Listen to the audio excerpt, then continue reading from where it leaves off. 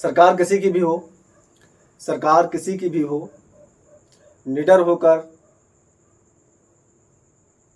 न डरे न थमे, बिल्कुल निडर और एकजुट होकर के उसकी कमियों को उजागर करना देश का सबसे बड़ा देशभक्त माना जाता है।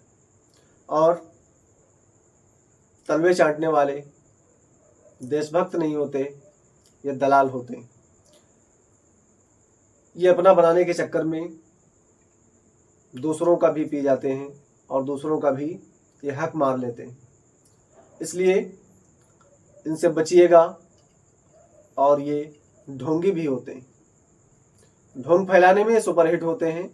ये अपने आप को कुछ ना कुछ अवतारी बताते रहते हैं और इनके इस फंदे में नहीं आना है, इनसे बच के रहना है।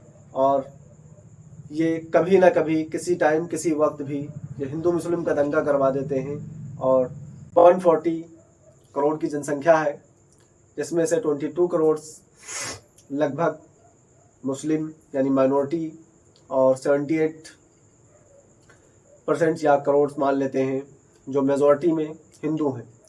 और गवर्नमेंट के अंदर जो उनके पदाधिकारी बैठे हुए हैं, संवैधानिक पद पर जो बैठे लोग हैं, वो भी अक्सर करके ज़्यादा से ज़्यादा 99% हिंदू हैं। फिर ये समझ में नहीं आ रहा है इस भारत का हिंदू ये 10 साल के अंदर कैसे या 15 साल के अंदर में खतरे में कैसे आ सकता है। सवाल पूछिए और अपने होशो हवास अपने बच्चों को पढ़ाइए और उनको जागरूक करिए। किसी भी हाल में ये साइकिल के पहिए, एक हिंदू एक मुस्लिम, ये दोनों चल रहे हैं, नेताओं पर बैठ करके सवारी कर रहे हैं। ऐसा कार्य न करें। बिल्कुल समझदारी से और अच्छे तरीके से अपना ये वोट बैंक खींचने के लिए ये हमको आपस में लड़ाने का काम करते हैं, एकजुट और नाजुट। अभी हाल ही में एक बयान आया है कि एक रहोगे तो नेक रहोगे। इससे पहले क्या एक नहीं थे?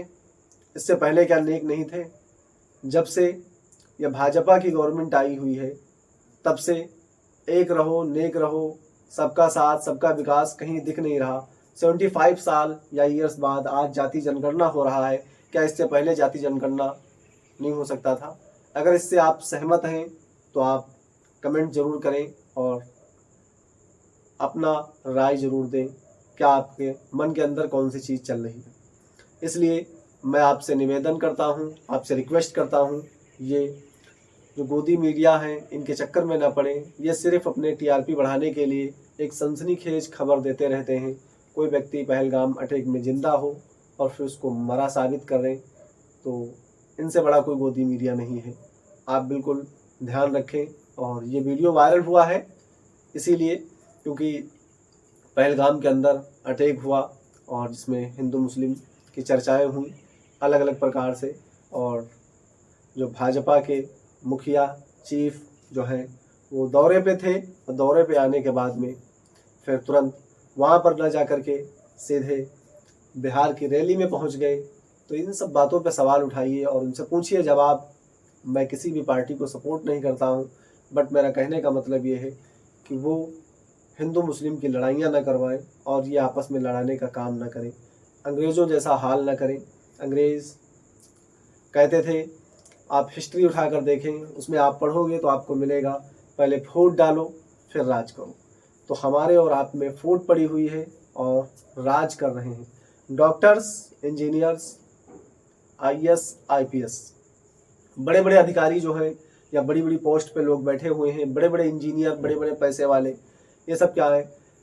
काफ़ी लोग पढ़े लिखे हुए हैं। कोई चार्टर्ड अकाउंट से मैनेजर है, कोई एमए है, कोई पीएचडी है, कोई एमफिल है, कोई एलएलबी है, कोई एलएलएम है, कोई टीचर है पीएचडी करके घूम रहा है, पीजीटी, टीजीटी, ये इतने इतने बड़े टीचर इतनी इतनी बड़ी पोस्ट लिए घूम रहे हैं और एक 10वीं फेल को अपना नेता बना देते हैं और उससे सरकार चलवाने का कार्य करते हैं।